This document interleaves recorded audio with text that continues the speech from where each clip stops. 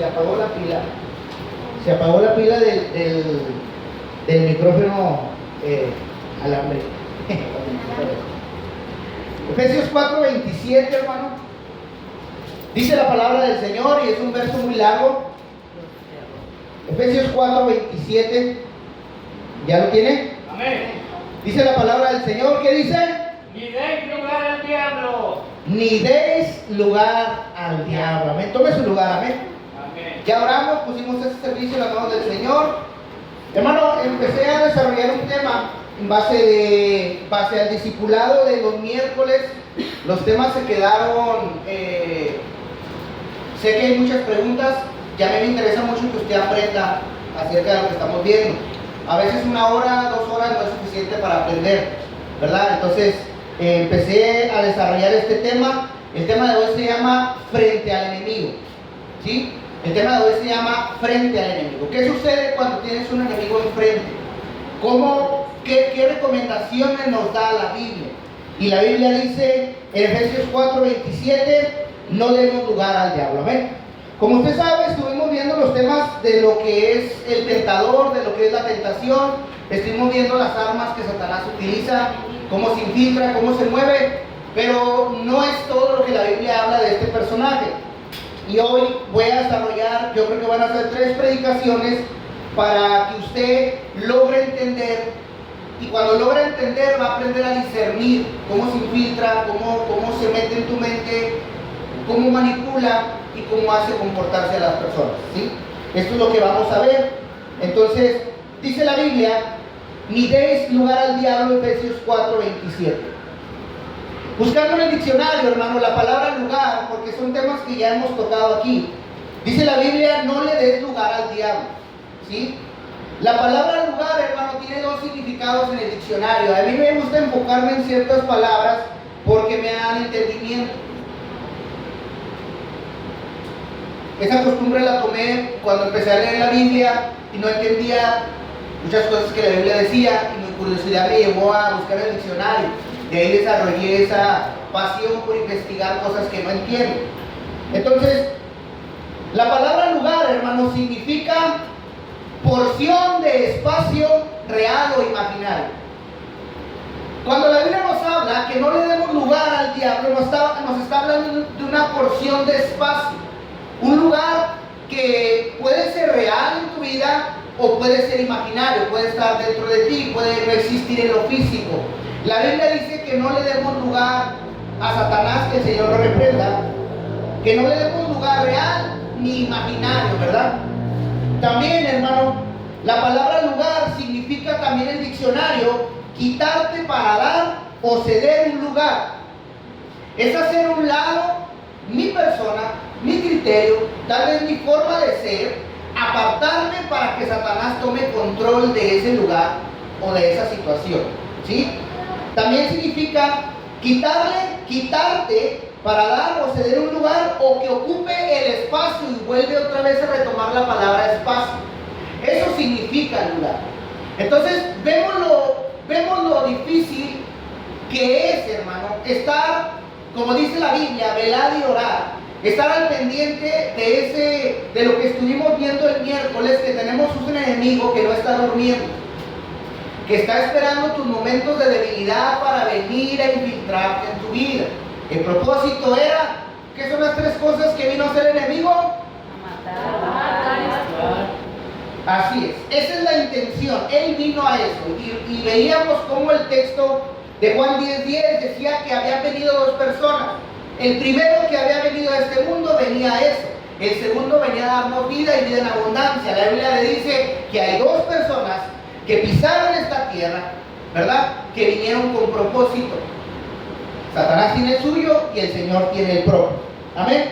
Entonces, vemos que la palabra lugar, dice Efesios 4:27, no des lugar al diablo. Significa porción de espacio real o imaginario.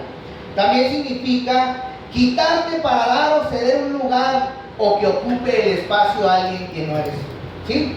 Hay unos sinónimos, hermanos, de la palabra lugar también que me llamaron la atención. También es ocasión. Si pudiéramos cambiar dice la Biblia, no le des lugar al diablo, podría ser traducido, no le des ocasión al diablo. También es motivo, no le des motivo al diablo. Y también es oportunidad, no le des la oportunidad al diablo, es lo que dice este texto de la Biblia. Así de cuidadoso es esto.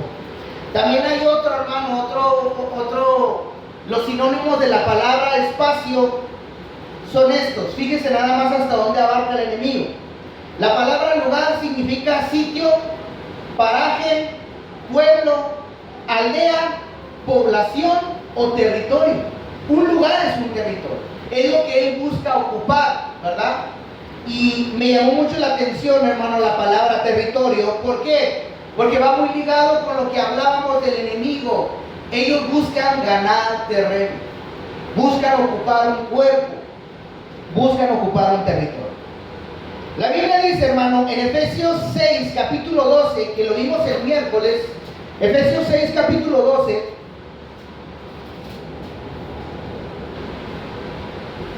dice la palabra del Señor. Efesios 6, 12, dice la Biblia, porque no tenemos lucha contra sangre y carne, sino contra principados, contra potestades, contra los gobernadores de las tinieblas de este siglo, contra huestes espirituales de maldad en las regiones celestes. ¿Estamos de acuerdo? Amén. Una de las cosas, iglesia, que debes de entender y que te tienes que tener bien grabado en tu mente es que fuiste llamado en medio de una batalla. Era lo que hablábamos el miércoles. Hay una batalla espiritual que se está luchando por tu alma, por tu corazón, por tu mente. El Señor vino para que tu vida tenga abundancia, pero Satanás vino para ocupar un lugar de destrucción en la vida tuya.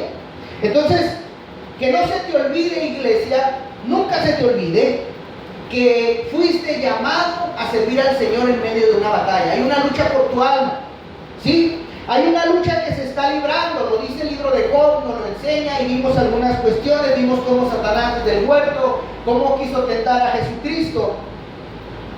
Entonces, lamentablemente, hay muchos cristianos que piensan que al venir al Señor no habrá ningún problema. Piensan o tal vez les vendieron un evangelio equivocado que no van a suceder ningún problema, pero por la misma boca del Señor, Él especificó que los enemigos serían los de tu casa. Él especificó que en este mundo habría aflicción. Él especificó que si un hermano te iría, eso iba a suceder. Él nos dio el mismo ejemplo, que eso iba a pasar, pero que nuestra lucha no era contra carne y sangre. Y que nuestras armas, la Biblia dice, no son carnales, son espirituales. Debemos defendernos con la palabra de Dios. Entonces, lamentablemente, muchos cristianos piensan que no va a haber problemas. Otros piensan que no va a haber dificultades en su vida cristiana.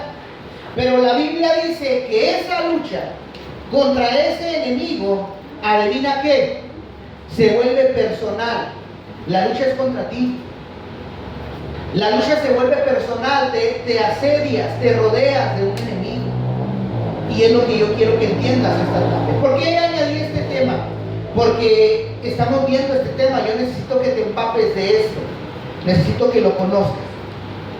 Si hay una guerra y una lucha, porque Efesios capítulo 6 y 12 dice que dice, no tenemos lucha contra sangre y carne, sino contra. Quiere decir que hay una lucha que se está librando. Hay una lucha que se está librando. No es contra lo que vemos, es contra lo que no puedes ver. Entonces, ¿cuál es el propósito de la guerra que hay del enemigo contra mí?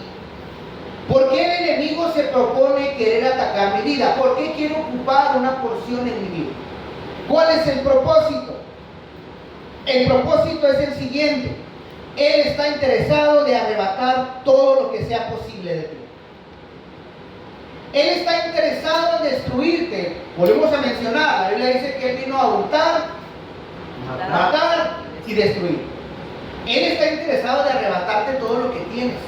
No es porque lo necesite, es porque no está de acuerdo con el Dios que tú tienes.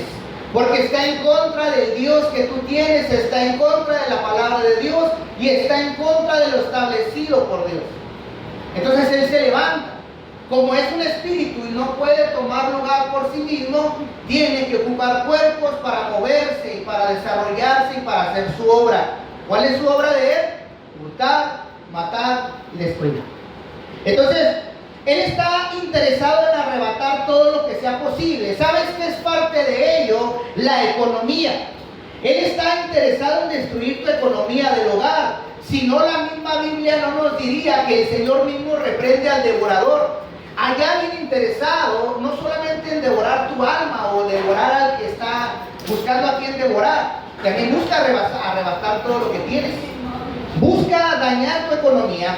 ¿Qué más busca en esta guerra? Él busca tus recursos. Todo lo que tengas en tu corazón que sea de parte de Dios, Él lo va a tratar de destruir. ¿Cuál es el propósito? Él quiere ganar terreno. Necesita incluirte para destruir la obra de Dios.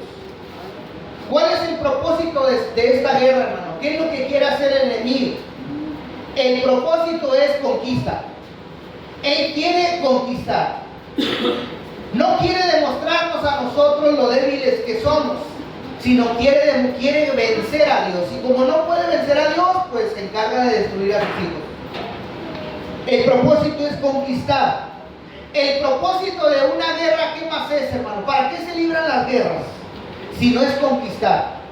Es coronarse como dueño y señor.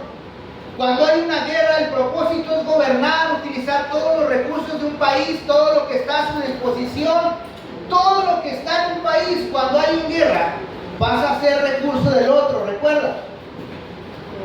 Recordará el Génesis.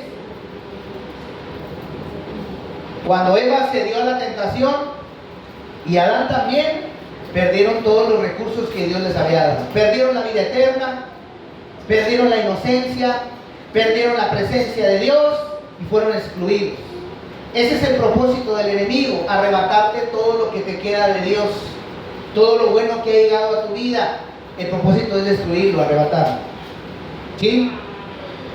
Usted puede ver en la Biblia que durante el tiempo que el pueblo de Israel caminó con Dios, su proceso, dice la Biblia, que fue de muchas batallas, ¿lo recordarán? Fue batalla tras batalla. Batalla contra pueblos, batalla contra enemigos, batalla contra gigantes. Si ha leído usted la Biblia, se ha topado que se trata de pura guerra. Lea el libro de Josué, lea el libro de Moisés, guerra tras guerra tras guerra. Si la Biblia muestra, hermano, que cuando las personas, el pueblo de Israel, se comprometían con Dios, ¿qué sucedía? ¿Qué sucedía cuando se levantaba uno que creía, que inspiraba al pueblo, y el pueblo se movía en favor de Dios? ¿Qué sucedía en medio de estas guerras? Había victoria tras victoria. La Biblia lo relata cuando el pueblo se levantaba, cuando le levantaban las manos a Moisés, cuando el pueblo se unía con propósito hacia Dios, había victoria tras victoria tras victoria. Pero ¿qué pasaba cuando el pueblo menguaba? ¿Qué relata la Biblia que le sucedía? Había derrotas sobre ellos y venía calamidad. Dios permitía que venía calamidad sobre ellos, e incluso eran presos de naciones ajenas. Y hasta que si usted lee la Biblia, es una de idas y subidas de ese pueblo, reconciliarse y alejarse, reconciliarse y alejarse. ¿Saben por qué se reconciliaban? Por la necesidad. Se reconciliaban porque Dios les apretaba los recursos por desobedientes y no le quedaba otra al pueblo más que clamar a Dios nuevamente por misericordia. Entonces, vemos que la Biblia nos enseña que hay batallas que se tienen que librar, y cuando nos comprometemos con Dios, las cosas hay victoria. La Biblia lo ha seguido. ¿Usted sabe que hay victoria en el nombre de Jesús? Amén. Entonces, ¿y en el nombre de no Jesús hay victoria? No. Yo lo comprobé. Amén. Entonces lo sabe. Dice la Biblia en Juan 10:10: el ladrón no viene sino para hurtar y matar y destruir. Yo he venido para que tengan vida y para que la tengan en abundancia. La Biblia dice que a eso viene el enemigo. Viene a hurtar, a matar y destruir. Así es lo que él hace. Es su naturaleza, no la puede evitar. Es la naturaleza que a él lo maneja. Ahora, Estamos viendo la serie que estamos comenzando que se llama Frente al Enemigo. Ahora me quiero enfocar en un tema más personal. ¿Cómo le damos lugar al enemigo en nuestra vida? ¿Cómo es que se lo damos? ¿Cómo es que él entra? ¿Cómo es que tiene acceso? Parte del miércoles vimos algunas de los atributos que tiene este ser, este personaje. ¿Cómo le damos lugar al enemigo? Y es muy sencillo, fácil de resumir. A través de tus obras en las que tú le das oportunidad. A través de cómo te conduces, a través de lo que haces, a través de lo que hablas, a través de lo que piensas, a través de lo que escuchas, a través de cualquier obra, tú eres el que le da la oportunidad. Y dice la Biblia en Efesios 4:27, no le des lugar al diablo. ¿Por qué? Porque nosotros somos los que se lo damos. Él no puede entrar por sí mismo, sino aprovecha la oportunidad. A través de tus obras es cuando damos oportunidad. ¿Para qué quiere tu vida? ¿Para qué quiere la oportunidad? Él quiere usar tu vida. No solamente Dios quiere usar tu vida, Satanás también quiere usar tu vida. Él está dispuesto a hacer lo que sea por obtener tu alma, por arrastrarte al propósito que Él tiene eterno. ¿Usted sabe cuál es el propósito eterno de Él? Va a ser echado al lago de fuego para siempre, dice la Biblia. ¿Ven? Entonces, a través de tus obras das oportunidad para que Él use tu vida, para que se apodere de todo lo que Dios te ha dado. Ese es su interés. ¿A poco creen que a Él le interesaba mucho el fruto del bien y del... No, Él quería apoderarse de la autoridad que está en la obediencia, de la autoridad cuando te sujetas a Dios. Eso es lo que a Él le interesa. Él le interesa ganarlo de Dios. Y si tú eres un hijo de Dios, hay alguien muy interesado en ti, que es lo que estamos viendo los miércoles. ¿Sí? Él se quiere apoderar de todo lo que Dios te ha dado, para que Él pueda cumplir sus propósitos. Él te necesita. Hay una lista con tu nombre ahí. Puede ser enlistado en ese ejército si tú quieres. ¿Cuáles son los propósitos que Él quiere hacer contigo? Quiere hurtar, matar y destruir. Eso va a hacer que tú hagas también. Cuando nosotros damos oportunidad, empezamos a perder todo lo bueno que tenemos. Si alguien conoce esa palabra, soy yo. Si alguien conoce la palabra destruir familias, yo la conozco. Si alguien conoce la palabra matar y hurtar, yo conozco esa palabra. Y la conozco muy bien. Pregúntele a mi familia, sí. Gálatas 5, verso 19 al 21. Mire lo que dice la palabra del Señor. Yo le decía que a través de tus obras das oportunidad. ¿Cuáles son estas obras que dan oportunidad? Gálatas 5, 19 al 21. Dice la palabra del Señor. Y manifiestas son las obras de la carne. ¿Qué es lo que dice la Biblia? Es evidente quién eres tú. Las obras de la carne se evidencian, o sea, se hacen manifiestas. Si hay algo que no puedes engañar, es tu comportamiento. Es lo que dice la Biblia. ¿Y qué dice la Biblia? Manifiestas son las obras de la carne. Son adulterio, fornicación, inmundicia, lascivia, idolatría, hechicería, enemistades, pleitos, celos, iras, contiendas, disensiones, herejías, envidias, homicidios, borracheras, orgías y cosas que se le asemejen a cada una de estas descripciones, de las cuales te amonesto, o sea, te llamo la atención, como ya te había dicho antes, que los que practican tales cosas no heredarán el reino de Dios. La intención de Satanás es mantenernos, robarnos la oportunidad que Dios nos da para cerrarnos la puerta, para no heredar el reino. Como Él no lo va a heredar, pues eso va a suceder. Entonces, ¿qué te quiero decir con esto? Las obras de la carne son las puertas de acceso al enemigo, es lo que dice la Biblia. Las obras de la carne son las puertas de acceso al enemigo. Así como también la Biblia nos dice que obremos ¿para quién? Cuando oramos para Dios, ¿qué nos dice la Biblia que nos va a pasar? Se nos van a abrir puertas de bendición. Vamos a ser prosperados en todo. ¿Por qué? Porque estamos obrando para Dios. Pero cuando obramos para el enemigo, para la carne, pues sucede todo lo que estamos hablando. ¿Sí? El enojo es una de las principales puertas que Satanás utiliza. El enojo. ¿Qué es lo que nos dice la Biblia del enojo? Hay varios textos, pero este es uno de los más interesantes para mi persona. Santiago 1:20 dice la palabra del Señor: porque la ira del hombre no obra la justicia de Dios. En la ira del hombre no obra la justicia de Dios. Cuando una persona se enoja a tal grado de producir ira, Dios ya no está gobernando esa vida. Ya no hay control de las emociones, a veces ni de lo que hablas, ni de lo que piensas, ni de cómo actúas. La Biblia dice: porque la ira del hombre no obra la justicia de Dios. ¿Lo pueden entender? Cuando usted se enoja a tal grado, Dios ya no está presente. ¿Quién toma lugar? Satanás. Toma lugar Satanás. Entra en escena. Es el que empieza a gobernar. Amén.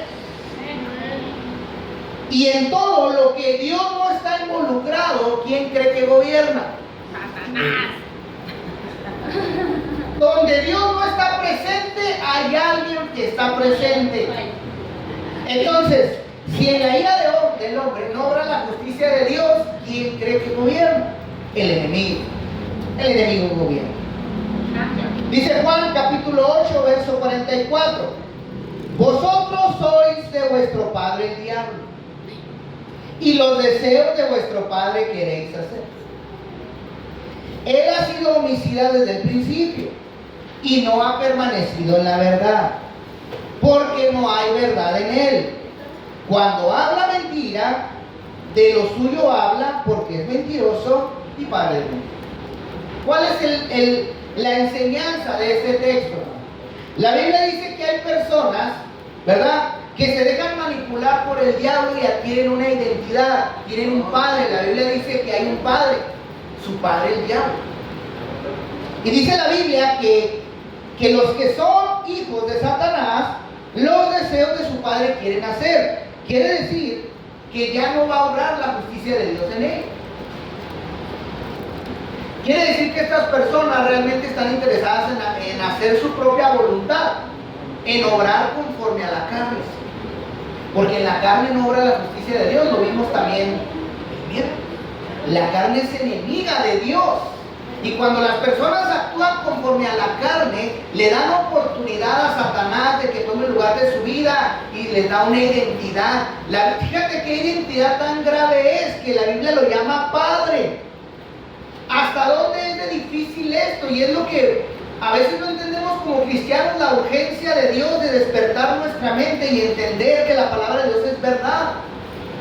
Entonces somos tan engañados y manipulados que descuidamos tanto el contenido de este libro en vez de deberíamos de vivir por él.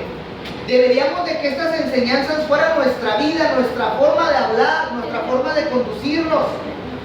Pero la Biblia dice que los que tienen deseos del enemigo se convierten en su padre.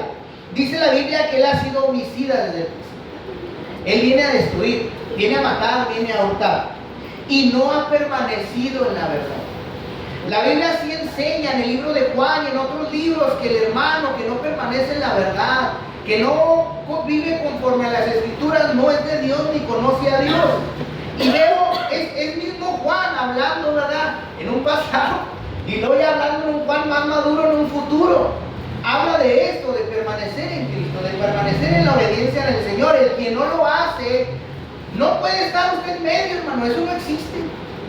Yo quisiera estar en medio, pero no se puede. O eres o no eres, la Biblia sí lo dice muy claro. Y estamos en la lucha por permanecer en la verdad. Pero Satanás decidió apartarse desde un principio. ¿Sí? No hay verdad en él. En Satanás no hay verdad. Cuando habla mentira, fíjese cómo lo explica la Biblia, él habla puras mentiras.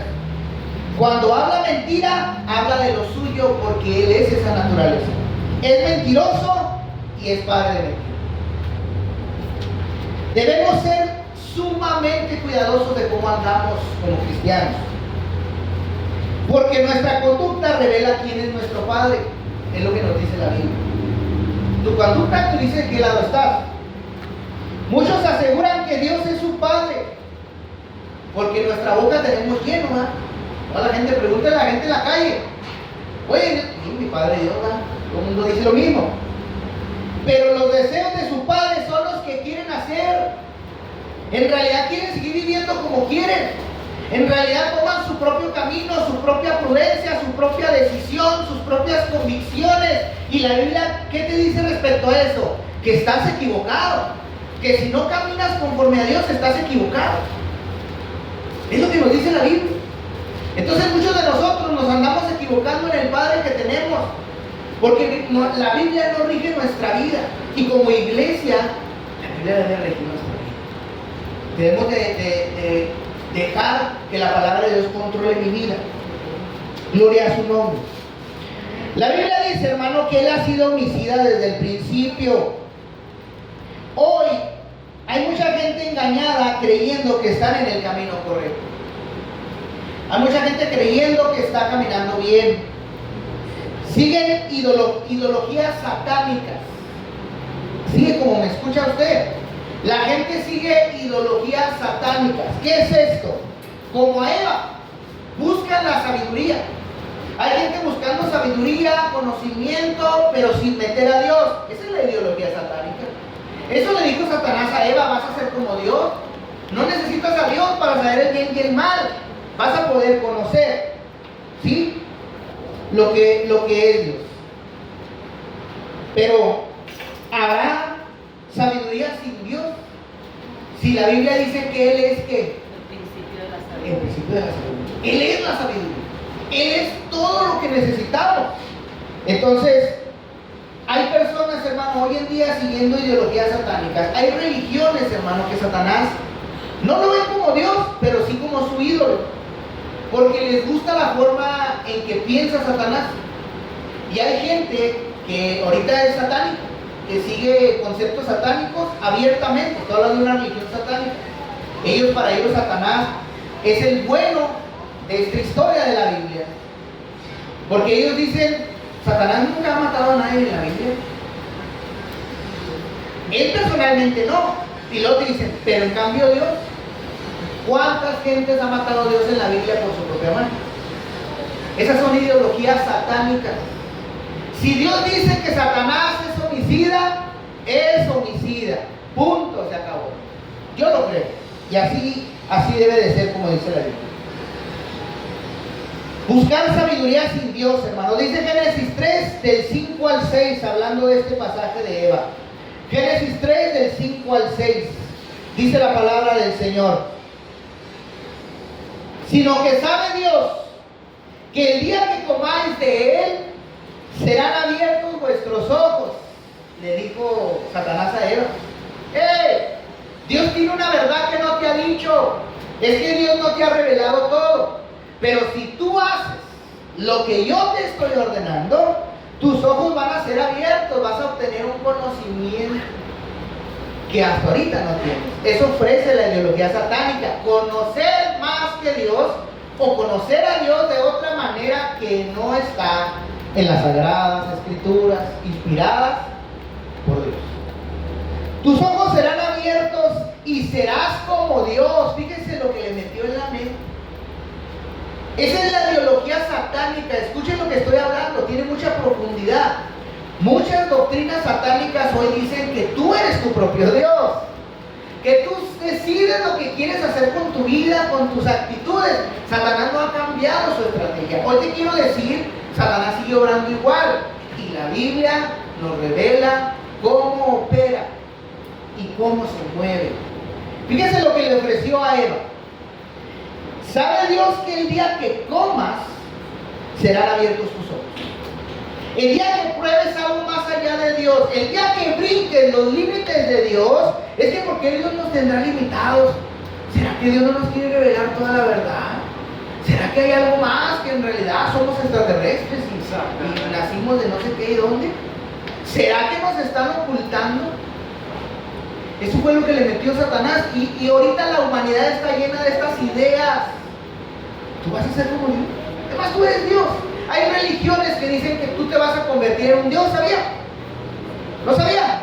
Los mormones le garantizan que cuando usted llegue al máximo grado de mormón, usted se va a convertir en Dios como Jehová. Jehová fue un mormón que practicó sus enseñanzas y logró llegar a ese estado. Usted también lo puede lograr. ¿No sabía eso? Póngase a estudiar. Eso le garantizan a la gente, que un día vas a tener tu propia creación, que un día vas a ser dueño de tu propio planeta. ¿Te imaginas? Y ahora digo, apúntate allá al vestido de negro y anda un negrito y un güerito, Cuando veas uno de esos así, síguelo. Si quieres, Serás como Dios. ¿Cuántos se sienten Dios, hermano? Yo me sentía Dios hace unos años. Yo me creía Dios. Yo me jactaba de ser Dios. Dios no existe, yo soy Dios. ¿Qué mente tan chiquita tienen los cristianos? Es más, los cristianos no tienen cerebro, decía yo, y mi mamá era quien atacaba más. Fíjese, no puede arreglar su vida y tiene que buscar a Dios porque no pudo arreglar su vida. Qué vergüenza, ¿verdad? Dios de... No, gracias. Para que venga un pastor y me lave el coco como a usted se lo lavó. No, gracias, sayonara. Y miren, me terminé en sayonara. Dice, seréis como Dios sabiendo el bien y el mal. Esa fue una verdad muy buena, porque Satanás le dijo una mentira a medias. Eso sí fue verdad. El hombre supo lo que perdió. Hoy sabemos lo que cuesta. Hoy sabemos lo difícil que es reconciliarnos con Dios. Hoy sabemos lo difícil que fue trabajar con nuestras manos, con el sudor de nuestra frente. Hoy se sabe lo que realmente es parir un hijo con dolores. Hoy lo sabemos. Esa es la consecuencia de desobedecer. Pero hay muchos que todavía no aprenden consecuencias, que nos falta experimentar. Y qué bueno, porque para eso Dios nos trata como hijos. ¿Ven? Sabiendo el bien y el mal. Y lo dice la Biblia. Y vio la mujer que el árbol era bueno para comer. O sea, volteó y dijo, oye, no, pues mira, buena la frutita esa. No la había visto de esa manera, pues Jehová me había dicho que comía todo, pero menos de ella. Pero ahora sí me llama la atención eso que me hablan, esas ideas, esos pensamientos me hablan, me llaman la atención, me ofrecen algo que no conozco, me ofrecen otra cosa diferente. Y luego dice, y que era agradable a los ojos. Ándale, ahora le cayó a la mente, oye, se oye bien, y no lo vio, pensándolo bien, no tan malo, se mira buenona, y mira, se vuelve el fruto, ¿verdad? Y luego dice, y árbol codiciable para alcanzar la sabiduría. Ahí ya entró la codicia de fíjate, dice árbol codiciable, lo que le interesó a ella, lo que codició ya del árbol fue la sabiduría. Se le metió la idea de ser como Dios. Se le metió la idea de conocer el bien y el mal. Ella no lo codició porque tenía hambre, porque estaba saciada de comida, podía comer lo que sea. Lo que la Biblia dice que codició fue la sabiduría. Fue el querer tomar el lugar de Dios. Tomó del fruto, comió, y fue y le dio el mareado, el cual comió con ella también. Y ya conoce la historia, ¿verdad? Estamos en el 2026, ¿a qué fecha estamos? 26 de junio. Hasta aquí va la historia de la Biblia todavía caminando. Eso sucedió hace miles de años, ¿no? Entonces, la ideología satánica es que puedes ser como Dios. Eso es lo que te vende Satanás. Puedes ser como Dios, puedes ser tu propio Dios y tú eres Dios. Esa es la ideología satánica de Satanás. Puedes decidir por ti mismo, es lo que Él te dice, y sin Dios puedes alcanzar la verdad. Eso es lo que Él te dice también. Eso fue lo que le dijo a Eva. Y Eva dijo, no, pues sí, si hay otra cosa aparte de Dios para ser mejor, lo voy a tomar. Y eso fue lo que ofreció Satanás. Todavía sigue ofreciendo las mismas cosas a la gente. Toda la Biblia. Nomás necesita hacerlo pensar. Dice la Biblia, hermanos, estamos viendo hacerle frente y cuál es el propósito del enemigo. Hoy te quiero decir, hermano, que hay algo muy importante que tenemos que hacer. La Biblia nos asegura que tenemos que perdonar para que Satanás no tome ventaja. La Biblia lo dice. Debes perdonar. Estamos viendo el tema de no le des lugar al diablo. ¿Sí? Debemos perdonar para que Satanás no tome ventaja. Es que, oiga, a Satanás no le importan sus sentimientos. Es que a Satanás no le importa quién es usted, ni contra quién va, ni contra quiénes va. A Satanás no le importa si son tus hijos, si es tu primo, si es tu hermano, si es tu familia. Él, si haya una puerta, Él vino a matar, hurtar y destruir. Y si no quieres que tome ventaja, donde ya ganó terreno, tienes que empezar a luchar con las armas. Ahorita dijeron que con las armas carnales no se lucha. Bueno, se lucha con las espirituales, ¿verdad? ¿Todos saben que debemos de luchar con las armas espirituales? Bueno, debemos perdonar para que Él no tome ventaja. ¿Quién lo dijo? Lo dijo Pablo, ¿sí? Segunda de Corintios, capítulo 2, verso 10 y 11. Quiero que lo lea conmigo. Segunda de Corintios, capítulo 2, verso 10 y 11. Y fíjese cómo da una breve introducción Pablo y luego ya dice por qué es necesario perdonar. Lo dice bien claro. Dice la palabra del Señor. Segunda de Corintios, capítulo 2, verso 10 y 11. ¿Ya lo tienen? Sí. Okay. Dice, y al que vosotros perdonáis, ¿qué dice la Biblia? Yo también. Yo también. O sea, Pablo le dice a los corintios, a los que ustedes perdonen, yo como apóstol lo perdono también. Y luego dice, porque también yo lo he perdonado. Si algo he perdonado, por vosotros lo he hecho en presencia de Cristo. ¿Para qué? Ahora sí dice el verso 11, ¿para qué Pablo tuvo que hacer eso? ¿Para qué? Satanás no cabe alguna ¿Sobre quién? sobre nosotros. ¿Por qué? Pues no ignoramos su imaginación. Hay alguien planeando destruirte y la falta de perdón lo hace tomar ventaja. Mire, usted está peleando con su carne, ¿verdad? Yo espero que sí. Usted está peleando con su carne, tratando de orar, de buscar de Dios, ¿verdad? Sí. Pero cuando usted no perdona, hay alguien que lo arrebasa. Y se pone más difícil la guerra, porque hay cosas en ti que a Satanás huele delicioso para él. Él dice, aquí hay un lugar perfecto para vivir, hay un lugar donde puedo aterrizar. Ay, me abrieron espacio. Ya aterrizó. La falta de perdón. Mire, esta es una enseñanza de Pablo a los Corintios. ¿Recuerda el pleitazo que había en esa iglesia, que es la iglesia moderna de hoy? Yo soy de aquí, yo soy de allá, yo soy de Jesús, yo no quiero esto, yo quiero el otro, ¿verdad? Yo hablo lenguas, usted no habla, yo sí canto, usted no canta. Es la iglesia moderna de hoy, pobre Pablo, si resucitara en esos tiempos. Nos echara a todos para afuera, hermano. Todos nos echaría de la iglesia. Como aquel fornicario que no quiso entender por las buenas, y pues es que vete para que Satanás te eduque. Y luego cuando vengas a pedir perdón, ¿verdad? Entonces, al que vosotros perdonáis, yo también. Si el pleito lo tenía otro, Pablo, ¿por qué tiene que decir yo también? Si no era el pleito de él. ¿Por qué tiene que incluirse en un pleito ajeno? Quiero que ese hamstercillo corra un rato. ¿Por qué creen que Pablo le dice, al que vosotros perdonáis? ¿Te peleaste con Juanito, hermano? Sí. ¿Ya se perdonaron? Sí. Ah, yo también lo perdono.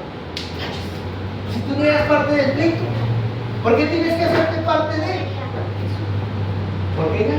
Porque supo del pleito. Porque supo del pleito. ¿Pero por qué perdonaron? Porque ellos sabían que eran uno solo, eran una iglesia, eran un cuerpo, y todos los que sufren, dice la Biblia, deben de sufrir con el que sufre, deben de reír con el que ríe. Pablo tenía que meterles en la mente a la iglesia que no pueden estar separados, no pueden estar lejos unos de otros, tienen que arreglar sus pleitos. Y dice Pablo, si ustedes lo perdonan, quiero que sepan, Corintios, yo ya lo perdoné. Porque también yo lo he perdonado, dice. Y si algo he perdonado, ¿qué cosas no perdonaría, Pablo? ¿Cuántas ofensas no le hicieron en su camino? Los que estuvieron viniendo en la mañana, leímos todo el libro de... ¿Cuál leímos, Mateo? No, leímos Hechos. ¿Sí? Tuvimos el libro de los Hechos, leímos todo completo. Lo acabamos y vimos casi toda la historia de Pablo ahí. Ahí vienen todos sus trajines, ¿verdad? Decía mi pastor. Se me vino esa palabra a la mente. Entonces, lo he perdonado, por ustedes lo he hecho, dice él, no por mí, en presencia de Cristo, para que Satanás no gane ventaja alguna sobre vosotros, pues no ignoramos sus maquinaciones. Hoy yo te quiero decir, Satanás está pensando cómo destruirte. Y si te puede destruir a ti, puede destruir al que está a un lado. La intención no solamente es destruirte a ti, sino destruir a tu vecino también. Se trata de destruir a los que están en tu casa. Es que Satanás no nomás está pensando en ti, está pasando a destruir todo a los que están en tu casa. Y halló un instrumento para entrar, tú. Halló los requisitos necesarios. Una persona dispuesta a hacer los deseos de su padre. ¿Sí? Dice la Biblia, hermano, que no ignoremos sus maquinaciones. La falta de perdón, hermano, quiero que sepas, es una herida.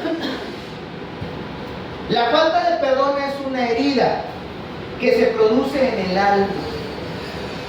No es una herida física, pero ¿cómo duele, verdad? ¿Cómo duele cuando te ofendieron? ¿Cómo duele cuando buscas reconciliarte con alguien y no te perdona?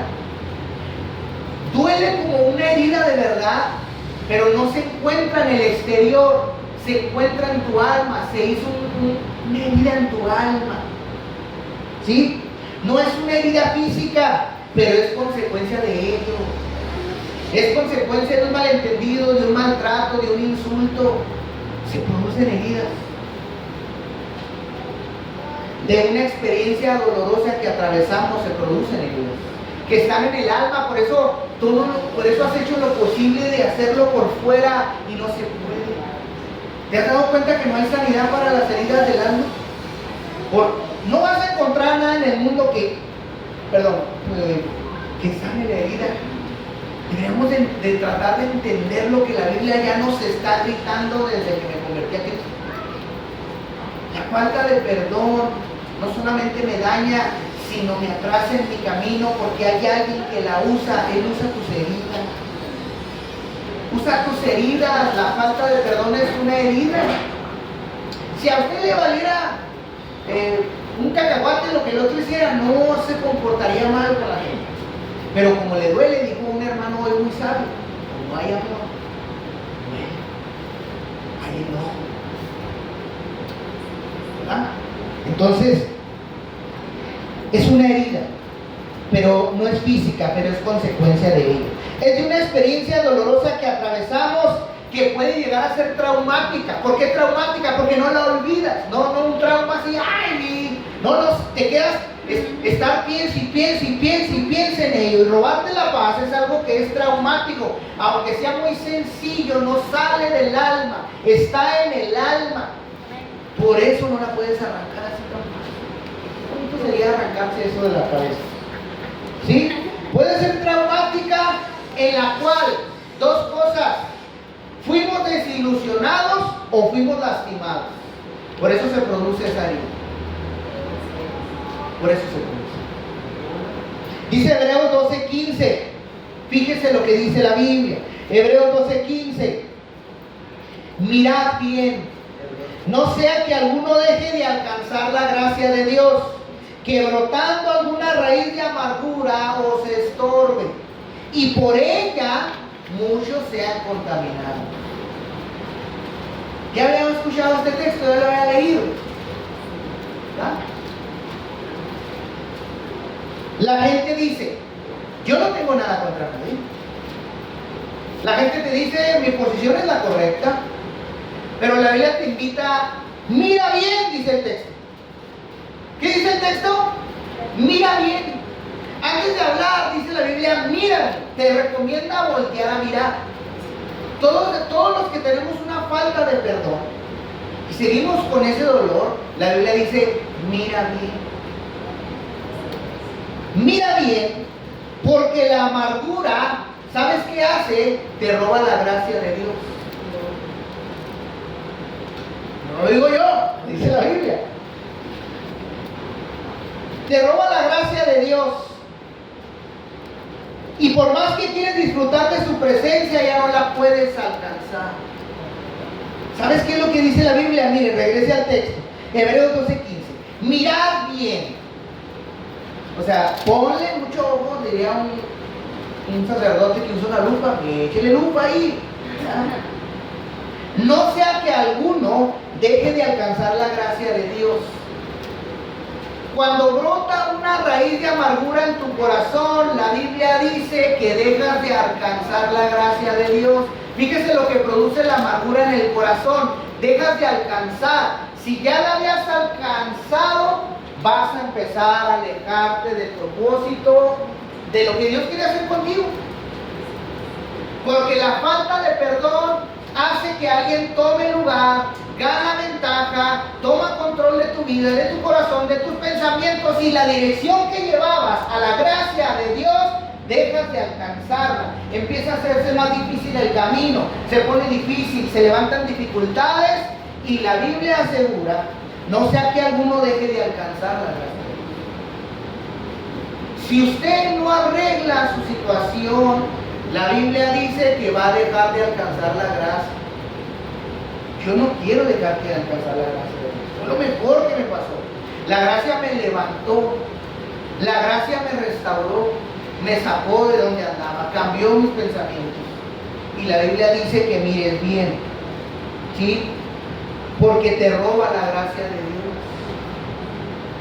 Cuando una raíz brota, dice el texto, cuando brota una raíz, la Biblia dice que te estorba.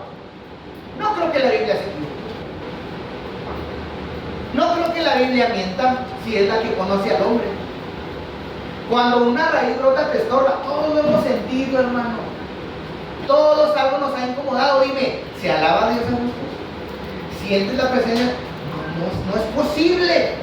¿Sabes por qué no es posible? Porque alguien ya tomó ventaja. Se aventajó. ¿Por qué? Porque le abrí la puerta. ¿Sí? Cuando una raíz brota te estorba. Ahí te va. Es lo que dice el texto. Porque brotando alguna raíz de amargura os estorbe. El propósito de la raíz de amargura es estorbarte. ¿Sí? Y que por ella muchos se han contaminado. Entonces, si a ti algo te estorba, quiere decir que el estorbarte es algo que, si algo me estorba, ¿qué es? Me impide caminar hacia adelante. Por más que quiera buscarle, algo me va a estar estorbando. Es la falta de perdón, es esa raíz que ya creció. Entonces, si algo me estorba, me incomoda, o más bien sería lo siguiente: si algo me incomoda o algo no me deja estar en paz, ojo, son síntomas de una raíz. ¿Alguien ha estado incómodo en una iglesia? ¿Sí? Son síntomas de una raíz. ¿Ya creció algo ahí? ¿Ya creció algo ahí? La Biblia es bien clara. Si usted está incómodo en una iglesia, es porque algo ya creció en su corazón. ¿Sí? Y el peligro no solo está en tu corazón, dice Hebreos 12:15. O sea, no solo es dañarte a ti, sino que, no está en tu corazón, sino que si no arreglas, muchos van a ser contaminados por ti, dice la Biblia. La Biblia lo dice. Yo me rijo por la palabra de Dios. Si no arreglo mi vida, voy a dañar a los que están alrededor. Y esto es ojo para todos. Busque ayudar a su hermano a la reconciliación, porque no le va a ganar a algo que ya está establecido por Dios. No le va a ganar. Así que tenga cuidado. Tenga cuidado. ¿Sí? Si no arreglas, muchos, vas a destruir a muchos. ¿Sabes por qué? Porque el propósito de Satanás es matar y destruir. Así que la Biblia nos recomienda arreglar. ¿Por qué cree que el perdón es algo tan tocado en la Biblia? Porque los que no perdonan ya no pueden avanzar. Pierden el camino, pierden la gracia de Dios, ¿saben lo que es la gracia? Favor inmerecido. Lo que venía para ti va a ser estorbado, te lo va a robar el diablo por la amargura de tu corazón. Esa es la verdad. Si nadie te la ha dicho, yo sí la entiendo y te la digo. Te va a robar el diablo tu propósito. Perdona. Nunca vas a lograr alcanzar lo que Dios quiere para ti. A veces ni sabemos qué es lo que Dios quiere, pues menos vamos a llegar. Perdona. El enemigo está muy interesado en que tú no perdones, porque él busca un corazón donde vivir, busca un cuerpo donde habitar. El enemigo está muy interesado en que tú no perdones, porque si logra mantenerte con falta de perdón, que es lo que él quiere estorbar, maquina, estorba, dice la Biblia, toma ventaja. ¿Sí? Gloria a su nombre. Si logra mantenerte con esa falta de perdón, ¿sabes qué va a pasar? Te va a mantener cautivo. Eres su presa. No te va a soltar. No te va a soltar porque la llave la tienes tú y no la quieres usar. Si logra mantenerte así, eres su presa. Eres gobernado por él, eres manipulado por él y eres atormentado por él. Dios no atormenta a la gente. Dios no quiere pleitos, Dios no quiere, pues si no, no nos diría que está en contra de eso. Pero hay alguien que sí nos atormenta. El problema es que está en nosotros tomar esa decisión. Si esto sucede, hermano, ¿sabes qué va a pasar contigo? Serás instrumento de Él. Eso es lo que va a pasar con nosotros. La Biblia dice que no eres libre. No eres libre. La amargura es una trampa satánica que te tiene preso de la mente y del corazón. Te agarra y te agarra. ¿Verdad? Y estamos hablando de no darle lugar al diablo, no se asusten. Amén. ¿Qué consecuencias trae la falta de perdón? Ya te hablé de lo espiritual. Así va a estar un cristiano que no perdona. La Biblia no creo que nos mienta. Eso es lo que dice la Biblia, que va a pasar con el cristiano espiritualmente. Ahora, ¿qué va a pasar en lo físico? ¿Cuál es la evidencia? ¿Qué consecuencias trae la falta de perdón? ¿Sabes qué sucede con personas? No lo digo yo, lo dice muchas estadísticas de ciencia, de psicología y de consejería. Una persona que trae falta de perdón tiene ansiedad en su vida. No todos les pasan los mismos síntomas, pero hay gente que vive con ansiedad por falta de perdón. La gente cae en depresión. No todos son los mismos síntomas. Te estoy diciendo que va a venir ansiedad a tu vida. Te estoy diciendo que va a venir depresión a tu vida, porque Satanás va a tocar hasta tu físico si es posible. No más se va a matar espiritualmente, va a destruir a los tuyos. Van a venir trastornos del sueño. Hay gente que no puede dormir por falta de perdón. Por más que quiere dormir temprano, no puede. Ya hay un trastorno en su sueño. Hay gente que tiene migrañas por estar con eso en el corazón. Mire, hace muchos años yo tuve un problema con mi papá y mi hermano. Y yo, me imagino que ellos también, pero yo salí lastimado. Cada persona tiene su propia historia y de su verdad a su manera, ¿verdad? Eso siempre es dos verdades en una historia. Pues, mi historia era de que ellos a mí me habían lastimado. Entonces, yo no podía perdonarlos. Y los hermanos Chávez son los hermanos más antiguos que hay aquí, ¿verdad? Yo y mi esposa me es testigo, yo dije ni en el funeral de mi papá me voy a poner. Aquí, si no lo quieren. Pero gracias a la vida de mi esposa, a lo que Dios estaba haciendo conmigo, volví a la vida de mi padre. Y no fue la relación que yo esperaba, pero después, hermano, entendí que había alguien detrás de toda la escena, de todo lo que se movía, que me estaba arrojando a confrontar a quien me había herido. Dios buscaba que yo me sanara. ¿Sabe qué hubiera pasado conmigo? Hoy lo sé. Si yo me hubiera ido, si mi papá se hubiera ido, yo me hubiera quedado enojado con él, ¿qué cree que estaría pasando con mi vida? Tendría estos síntomas en mi corazón. ¿Quién sabe qué sería de mí? Pero Dios quería reconciliarme. Había alguien maravilloso que estaba pensando en mí cuando yo no estaba pensando en nadie más que en mí. Había alguien que pensaba en mí.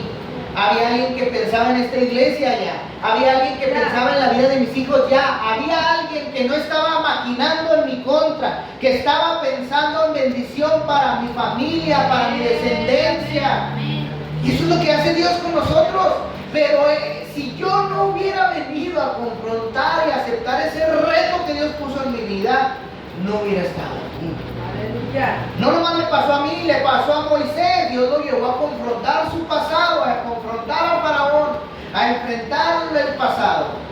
Dios te va a llevar a confrontar el daño de tu corazón. Te va a poner con personas que no pensabas, que no quieres estar enfrente. Pero Dios lo va a hacer porque te ama. Amén. Y si tú quieres que tu papá te enseñe a ser como él, pues vas a tener que aguantar vara. Te lo digo yo. Ya lloró Valeria, ya lloró el primero. Ahí va. Va a haber ansiedad, depresión, trastorno del sueño, migrañas. Va a haber aislamiento. Una persona con falta de perdón se empieza a retraer con su familia, en pequeñas cosas. Se empieza a ver aislamiento. Los síntomas no son parejos para todos, pero uno mismo se empieza a retirar. Va a haber incapacidad de adaptarse. Ya no te vas a poder adaptar a nuevas situaciones porque la falta de perdón te tiene dominado el razonamiento y el corazón.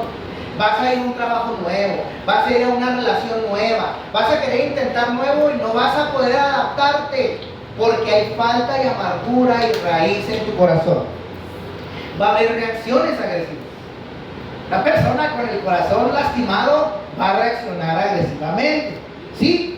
Y te voy a decir algo, porque estamos hablando de lo que sucede en lo físico. Ya te hablé de lo espiritual, que es lo más peligroso.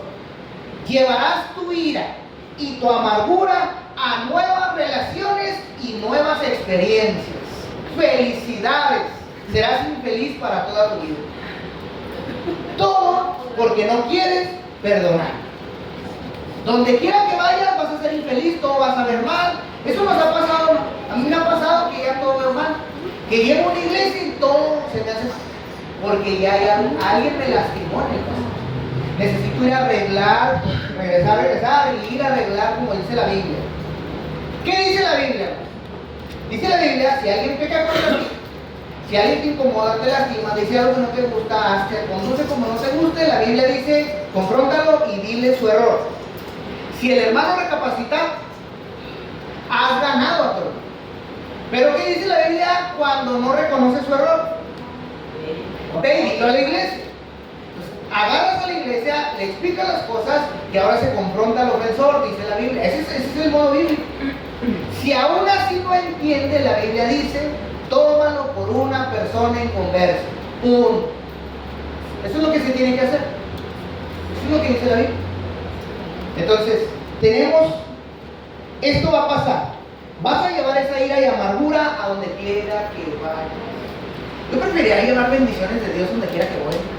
Que mi planta donde quiera que pisara allá fuera de bendición. Mis palabras traían sanidad, restauración, en vez de estar llevando esa mochilita tan fea, ¿no? La falta de perdón entorpece tu relación con Dios. No va a mejorar. Discúlpame lo que te digo, no va a mejorar. Yo ya lo viví en el pasado. No va a mejorar. No creas que Dios no puede ser burlado. Si Dios dice que eso te estorba, eso te estorba. Tu relación con Dios va a ser entorpecida. La falta de perdón te va a apartar de Dios, te va a sacar del camino. Porque para donde quieras avanzar está ese estorbo. Para donde quieras avanzar está ese estorbo. Y viene ese recuerdo, y viene esa ira, y viene esa amargura. Cualquier camino que trates de caminar, vas a ser estorbado. Satanás no tiene que hacer acto de presencia misma para detener. Ay, se me apareció un chamuquillo aquí. No. Solo necesita que tú mismo caigas en esa trampa. Mira, ve y come, hace esto, haz lo otro y aquella. Eva fue Isabel. Y eso sigue haciendo hoy. Solo necesita que tú mismo lo hagas. Es todo lo que lo ocupa. ¿Sí? Trampas. Escúchame bien. Trampas donde nadie puede sacarte. Las trampas que Satanás pone no tienen salida propia. ¿Por qué crees que alguien tuvo que venir a rescatarme? Las trampas del diablo no son tan sencillas como tú crees. Él es astuto, dice la Biblia, y donde te va a hacer caer, nadie te va a poder sacar. ¿Sabes quién te va a poder sacar? Tú. Si dejas que Dios te saque. Si dejas que Dios te saque, vas a salir. Porque Él ya te dijo lo que tienes que hacer para salir de ese lugar. Entonces, no hay nada más como estar con una puerta sin seguro, sufriendo problemas espirituales y físicos y no obedecer a Dios. Es una trampa que no tiene salida, que aunque vengan y te digan, oye, mira, haz esto, lo otro, si no quieres salir, no vas a salir. Si dejas que Satanás instale campamento en tu corazón, porque eso hace el enemigo. Si estamos hablando de una guerra donde se pelea territorio y cuando alguien gana, trae sus tropas, trae sus bases a un territorio extranjero, ¿verdad que sí? Si tú dejas que Satanás instale campamento, el instalar campamento es decir, ya puse bandera, este territorio es mío. Satanás levanta bandera. ¿Sabes cómo se mira cuando Satanás levanta bandera? Pues se nota quién está en ese lugar. Se nota quién gobierna la vida de esa persona. Si dejas que Satanás instale campamento en tu corazón, te quiero recordar que estás en una guerra por territorio. Tú eres el territorio. Tú estás en medio de una lucha espiritual del bien y el mal. La lucha es por ti, es por tu alma. Póngase sobre tus pies. Ayúdame por favor a ayudar. ¿Me ayudas con ella, por favor?